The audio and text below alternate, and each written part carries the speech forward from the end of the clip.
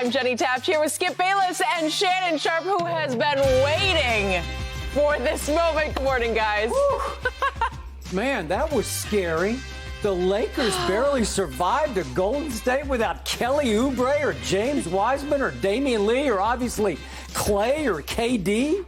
Man, you should be shaking in your boot. What are you doing with all that stuff? Al Adams, Rick Barry, Wilt Chamberlain. Don't do that. Really? Skip. Hey, how you doing, Skip? The king. The king is here. You see what it The king? Can you read that right there? Le Goat? I thought he was Le Ankle. No. I thought at halftime he needed to take a big swig of his new drink, Mountain Dew Rise, Skip, because he had no lift. Skip, you be hating. I don't know what happened to You be him. hating, Skip. You be hating, and that's so unlike you, Skip. I thought you was like, you know what? I like the guy in a clutch moment, hit a big time shot, but that's not you. I saw a very different game than you saw. So here we go. Hear ye. Come on. King James hit a shot to make the Warriors fall. Shannon has been waiting. Let me give a glass. Skip has a lot to say, and that game was special last night. So, yes, let's talk about it. Shannon, on a scale of 1 to 10, how clutch was LeBron's late three-pointer? 10. 10 plus. Hey. Boy, that was objective. 10. We're off to a running start here. T-N or T-I-N. It was 10, Skip. That was made at 10. I'll give you that. Skip, look. It's the final minutes of a ball game, and as Jenny was reading, the clock was winding down. The last thing that you want to have happen after Steph Curry, and I told you, if Steph see a couple of those shots go in, you got your night cut out for you. And he messed around and saw a couple of those things go in, and he felt he could do no wrong. He got what he'd been averaging over the last 25, 30 games, which is 37 points. And I felt that if he got anywhere near his average, the Lakers were going to lose this game because we know they like to take and make a bunch of threes. And they got guys capable of getting hot, Skipper. You saw in the first half, Poole and Andrew Wiggins and Toscano Anderson. They're like Kent Bazemore. I'm like, hold on, bro. If y'all have been shooting like this the whole year, y'all wouldn't be in the play-in. But LeBron James in the moment. Skip, I don't really know what a flagrant is anymore.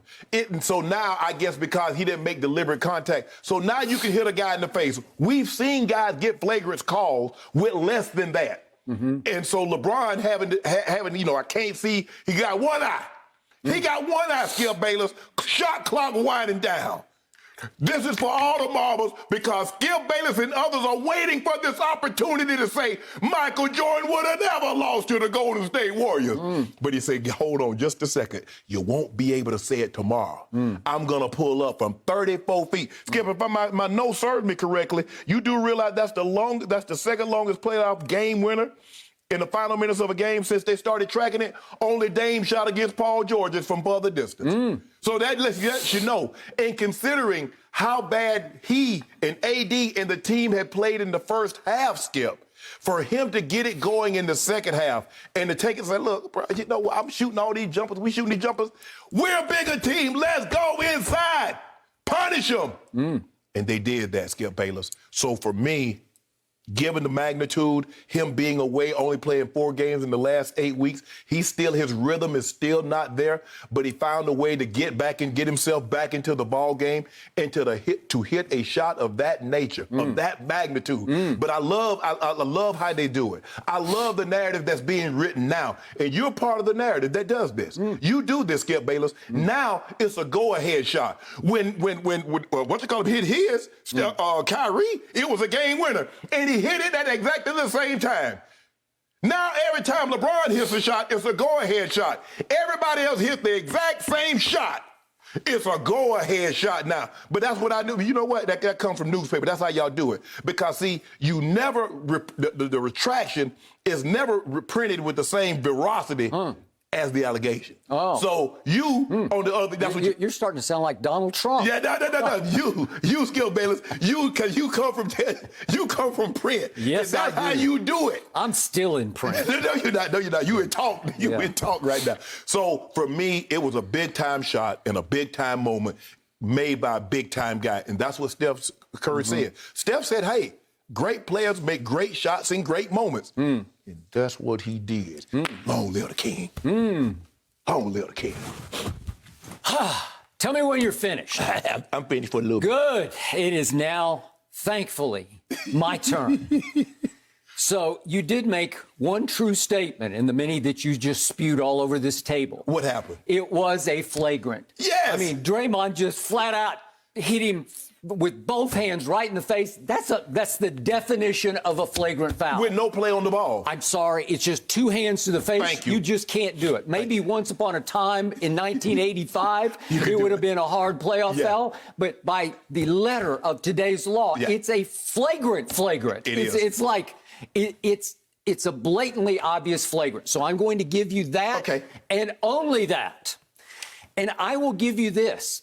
It was a big shot for the Lakers because the Lakers were teetering. Yes. The Lakers were teetering on having to play again on Friday night against Memphis at home, and I'm sure they could beat Memphis at home, but it would be another dangerous game against Ja Morant.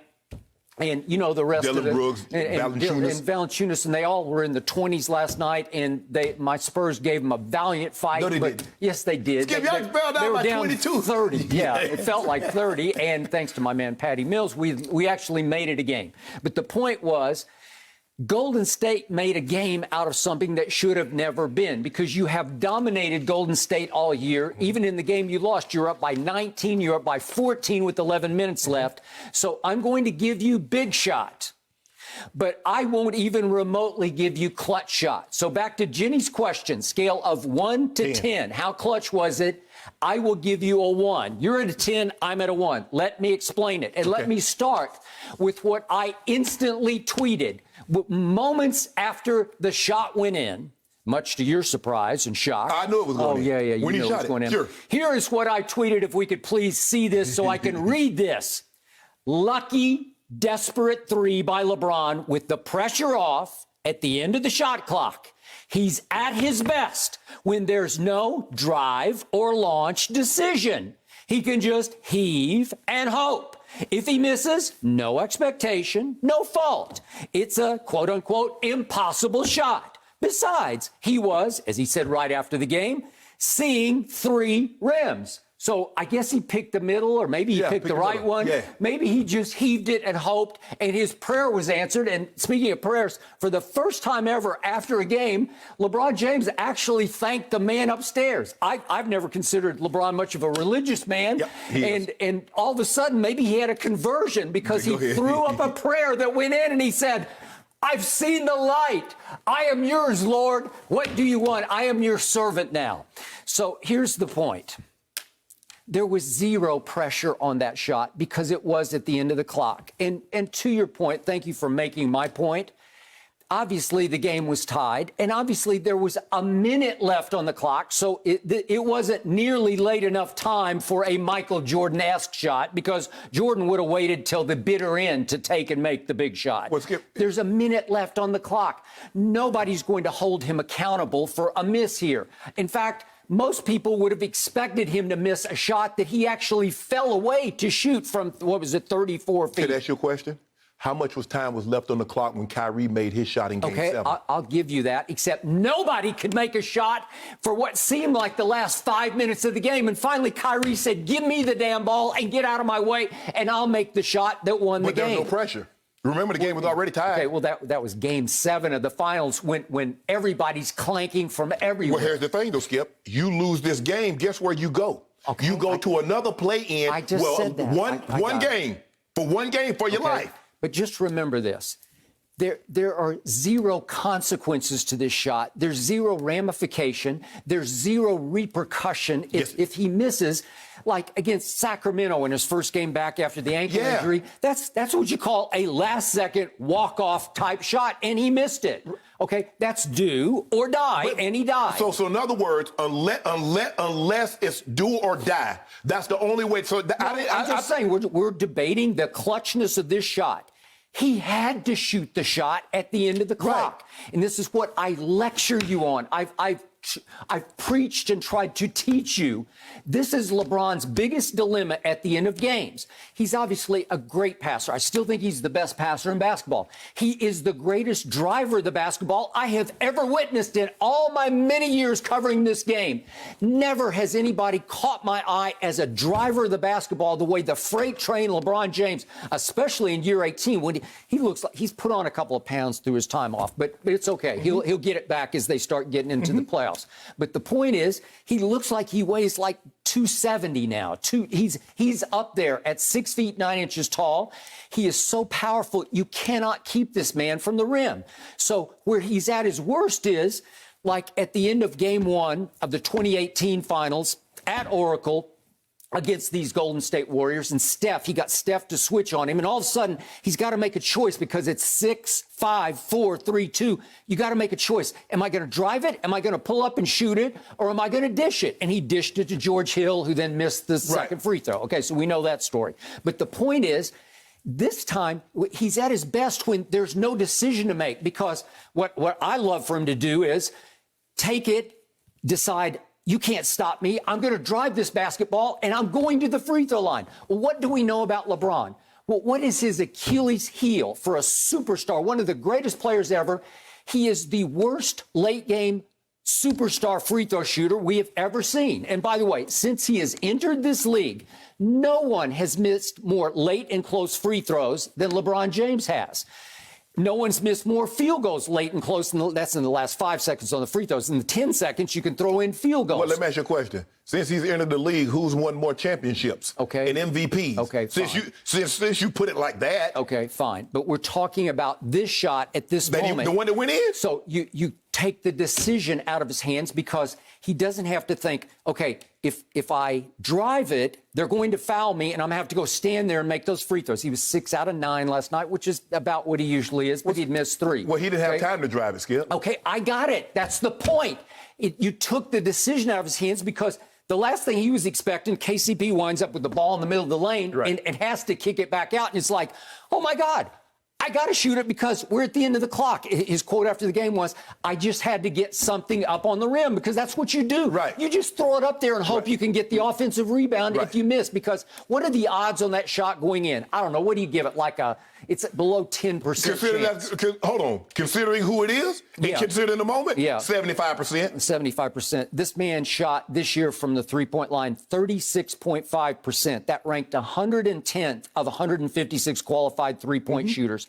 He is way below average as a three-point shooter, so that's not his forte. Whoa.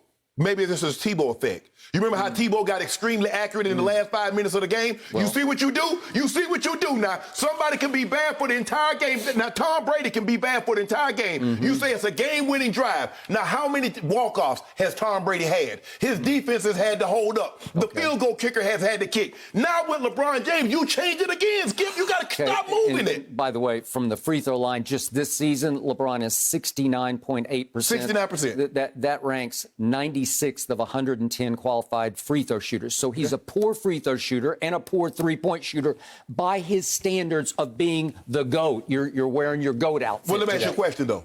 So by that standard, Michael Jordan was a terrible, because he shot. You keep saying LeBron is a terrible three-point shooter, but this is what I know. LeBron James shot a higher percent from the three-point line than Kobe Bryant and Michael Jordan. Obviously, I'll defend Michael on this because nobody valued the three-point shot. Was the three-point line in? It came in 1979. Chris Ford was the first one to make a three. So was the three-point line in when Michael Jordan played? Yes or no? Was it in when Kobe played? Yes or no? So he shot a better percent from the three than both of those guys, a higher percent from the field than both of those guys, but he's a terrible shooter. Well, he is a terrible shooter by today's standards because they have perfected the art of three-point shooting. The whole league this year made more three-point shots than ever before. They shot a higher percentage as a league this year than ever before. The league shot 39%. LeBron shot 36%. So if he shot 36% and Jordan is around a 33%, so what would that make Jordan right now? Okay, he didn't even try to shoot threes. He didn't practice threes. Let me ask you a question. But I do remember game 1 against Portland in the final. he's going like this because he just keeps making threes. So a guy that never practiced threes somehow made 6 straight. You see what you do, Skip? At some point in time, you got to come to the realization like a lot of people have. Clutchest shooter ever. No. That's not what the numbers say. So finally, what does LeBron usually do? He usually decides to drive it and dish it. Drive it and kick it to another three-point shooter and risk critics such as myself saying, well, LeBron, you're the man, you're the GOAT. Why don't you take the three? It's your team and your turn and your time. You do that. But oftentimes he will drive it and kick it. Remember Kyle Korver in game 3 George Hill, he kicked a couple of them to UD and people jumped on him. But that's the thing, though, Skip. If he passes it, LeBron takes the shot. LeBron takes the shot, makes the shot. Oh, that's lucky. See, he can't win because no matter what the situation, his luck, or you should have done this. He did the thing that he was supposed to do. Being LeBron James, he got a shot up. He made the shot. Instead of congratulating him, said, hey, want to take a shot in a big-time moment for big-time players, that's what they do. You trying to find a way to criticize him. I'm not trying to find a way. I'm playing off what he immediately said on ESPN live for the country to hear. Yes. I was seeing 3 rims. Yes. Well, how can I not call it anything but lucky? He's just heaving it. What he sees is a bunch of rims. It looked like. Guess what I found? Thank you, God, it went in. It seems to me, Skip, that he got poked, if I'm not mistaken, his left eye more so than the right eye. So maybe he did have some double or triple vision. I think everybody that if you played the game of basketball, you've accidentally got a finger in the eye. Okay. And you know how it is. We've seen, now it didn't swell, Skip. We've seen guys in UFC or boxing get a thumb in the eye, and the eye closes almost instantaneous. It didn't do that. But you could imagine getting a finger in the eye. Now, this is not just a pickup basketball game. This is not we playing at the park. This is not we playing some willy-nilly game at the YMCA. This is for, to go on. Now, I don't know how they judge this game. Is this a regular season game or is this a playoff game? It's a little fuzzy how they're going to equate it, but this is what we know. Only one player has had more game-tying or go-ahead baskets in the final minute. That's one Kobe Bryant. Nobody has as many playoff walk-offs as Go James. Nobody! So how is he not clutch if nobody... They've been playing basketball damn near 80 years, and nobody has as many walk-off game winners in the playoffs as Go James. So please explain to me, in all of my 2 million followers, how is he not clutch? Your 2 million followers? Yeah. I got 3 million. So I'm going to explain to my 3 million. Okay, well, go How ahead. about that? Okay, go ahead. Explain it to him. LeBron James has played, I think it's 320 more games than Michael Jordan played. He has missed so many of these. He's made a few of them. And a little later in the show, please hang on for this. We're going to delve and dive deeply into his career of these type of shots because he has made some. The best one he ever made was against Jimmy Butler when Jimmy was playing for the Timberwolves in a regular season game. That's one of the 7 walk-offs that he's made in 320 games.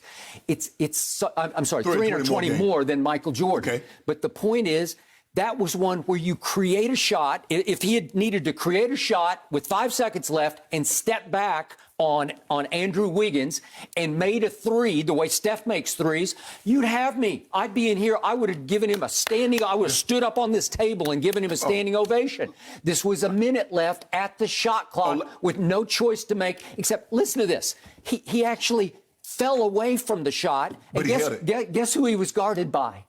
He was guarded by the smallest man on the other team. Little tiny Steph had switched onto him, so he didn't even... Wiggins bothers him a little bit, as we certainly saw in the first half. Yeah, when they picked him up, they tried to tire him out. They pick him up at at full court. But let me ask you a question. Wiggins blocked his shot. Remember, right early in the game, Wiggins got him early, and then he had another one blocked at the rim by Draymond. Can I ask you a question? So the point is, he got the switch on to Steph. So this late clock 3 is over the smallest guy on the other team. Well, the thing what happened was Steph got sucked down because he knew LeBron was out there, but he's like, even if they get it to him, he's like, there's a greater chance that he's going to miss than not. So he's like, he got sucked down on KCP, and the ball somehow found its way to LeBron. But you remember he hit a shot like this in the playoffs against Orlando. Remember against You know what? It was just like that because what was that?